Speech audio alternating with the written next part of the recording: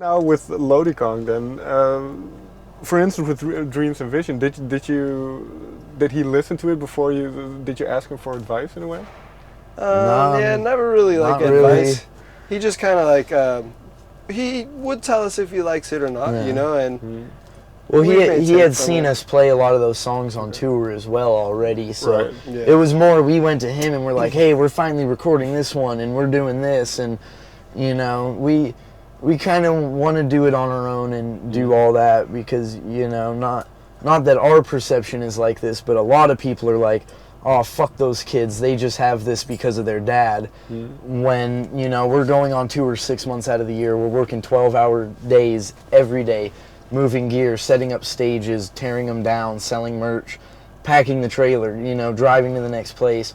You know, people like to talk shit and think it's this lavish lifestyle when really we're working our ass off and we're writing all this music ourselves, and, you know, we're doing everything we can to get it to our fans, and we're doing it pretty much all ourselves. Not anymore because we got signed. But at the start it was extremely hard work, and it's still going to be, you know. My dad's upbringing was so much different than ours, and he really had to work for everything he had because he was a nobody, you know what I mean? Nobodies don't just get famous out of nowhere, so I think he wanted us to take the same approach. Yeah. You know, I think if he helped too much, it would be kind of negative, and I don't think it would help. No, it would, exactly. So he did the perfect amount of just, you know, hey, maybe you should try this. But we never really went to him for anything, and I think he knew that was best. Yeah. Keep it natural. Definitely. What was the starting point of the record? Geez, it goes back, because, I mean, we re-recorded a song from our first demo. And then a couple of the songs were really, really early you know, tracks that we never recorded, never did anything with, and then finally got the studio time to lay them all out, and then about 5 of them we wrote a month before going into the studio. Honestly, and like, so it's all over the place really with that recording, but yeah, with this album, like the way it is like we had like 20 songs, 25 songs, and we had done multiple EPs, but nothing was ever that good. So as soon as we had the opportunity to make an album, I think we just kind of picked maybe our 10, 11 best songs, regardless of if we recorded on this EP or not, because we knew that this was going to be better and higher production. Make it sound good with a label behind it to push it and to give the fans something, you know, with quality. Everything we had done before that was shit quality, you know, so once it was time to make a quality album, we just kind of picked like our best 10, 11 songs, and you know, some new shit, some old shit. It's just a mix of everything we had, and it's kind of hard to pinpoint what's what at this point, you know. But we just needed to get something out there, quality for the fans, and then move on. So we've just started writing more new shit for something later, but you know, just keep it one project at a time. And give the fans this album first. What you get out of not only performing music but writing it as well, I just spoke with your father. For him, it's always been a way to express anger, to talk about certain social topics and stuff. So is that the same for you?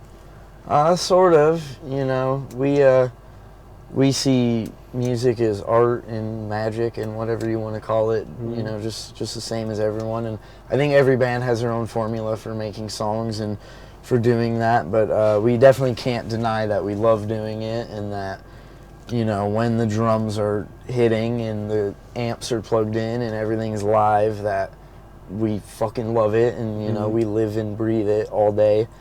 And you know, that's all I can really say. You know, we like to make music. That's why we're doing this. That's why we express ourselves. It's why we play instruments. It's why we do all of it. You know, it's the magic of it, basically. It's crazy stepping into like the jam room, like right at the beginning of like a practice, and just knowing like, all right, we're about to write some fucking epic shit. Some shit that, like, you know, people are gonna be able to listen to in a big stadium, and just, you know, sound really heavy and crushing and just different. And we want it to, you know, sound different than everything else, but, you know, we don't really think like that. We just kind of go in there and create, you know. So it's not like you have an idea or a concept before you... Sometimes, but for the most part, it's just like, let's just get in there. It's kind of you know, smoke a little herb and just get in a crazy mindset. Basically. You know, as a drummer, like your main objective is to not think, I think, behind the kit. So I want to just ease my mind, and I want to just be one with my instrument and figure it out on the best way to make the beat bang as hard as possible.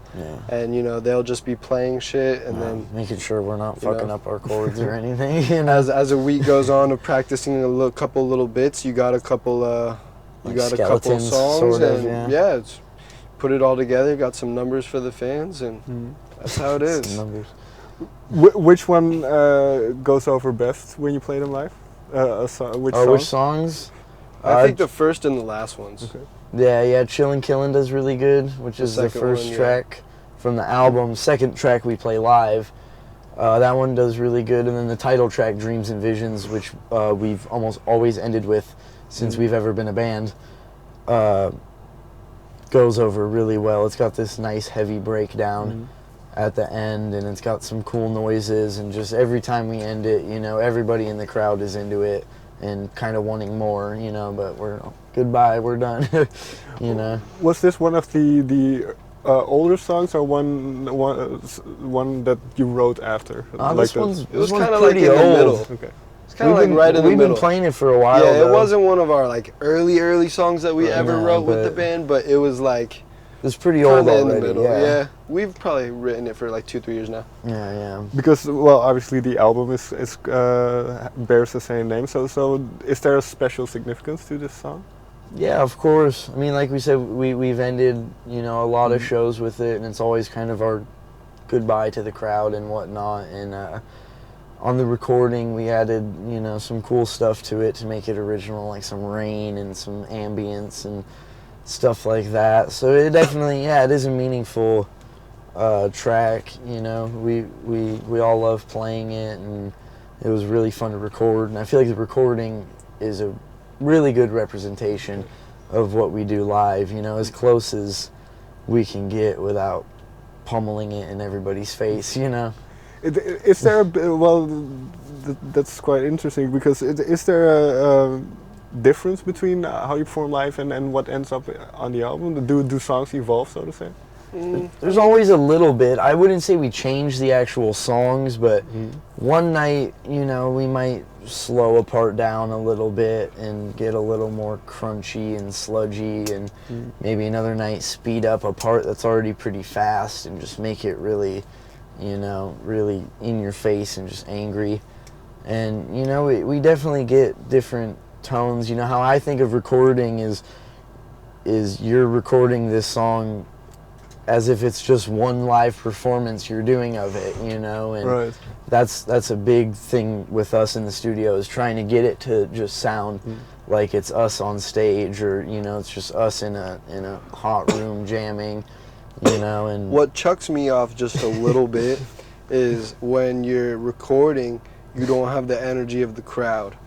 So exactly. It's like fucking, that kind of jacks me off just a little bit. Like that will kind of have my energy a little bit fricked up.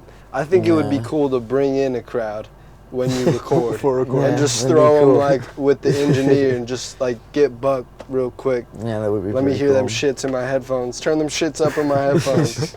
So I need to try some new shit. Yeah, definitely. Some experiment. Finally then, because you grew up around music, you've experienced quite a lot. Is there one memory of that, a musical memory that kind of sticks out for you from over the years? Meeting Tommy Iommi, for sure. He was a cool dude. He was a really cool dude, and he's a riff lord. So he's like, he's God to any rhythm guitar player, basically. And I think I was 7 or 8 when I met him. I was just a little kid, but he was super cool.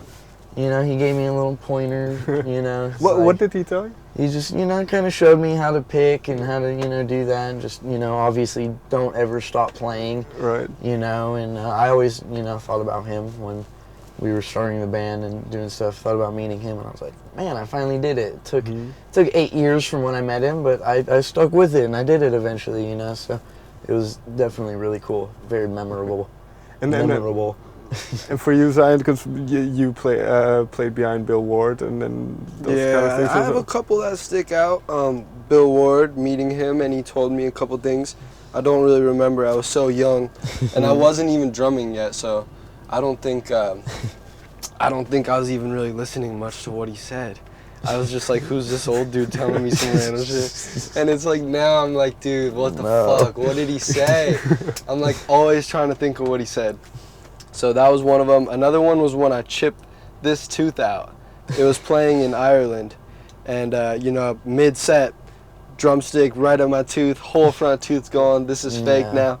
And I just remember after that, I just knew like this shit's for life. You know what I mean? Like you have your mark. I'm really I'm about to really get into some really long epic shit with this music shit, and I'm on board. I'm on board. This might be a difficult question to answer, then, but how do you see the future? Where do you?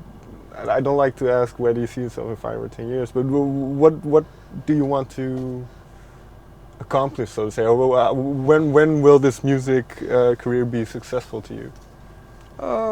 Hopefully it'll start with this record and flourish from there, basically. Yeah, I want to inspire. You know, I want to create opportunities, and you know, for me, it was like right after I got out of school, there was nothing for me really to do. So, you know, even choosing music, it's kind of like a weird upbringing. You know, you don't have like, you know, it's just kind of hard to really get your foot in the door. So I want to create opportunities. And you know, if you work as hard as you possibly can, you can achieve anything you want. So I'm gonna force the hard work to come into play, and I want to be on top of the game, and I want to be inspirational to other kids. When I can see that that's happening, I'll be somewhat feeling successful. What is one reaction you had from a fan or somebody who saw you playing? A good reaction? I actually had a really shitty show one time, and the drummer from Gojira told me he loved my energy. So that was fucking cool. I was like having a really shitty night. We played with Korn and Gojira, and I love both their drummers. And I had a shitty show. My kit was all rented, and I just felt really bad. And he came up to me and he said, I like your style, you know, and I was like only 21, 22 years old, so I feel like I have a lot to look forward to. That was cool. Thank you very much for your time. Yeah, right on, man. you too, Thank man. you. Take care. Thank you. Yeah, that was fun.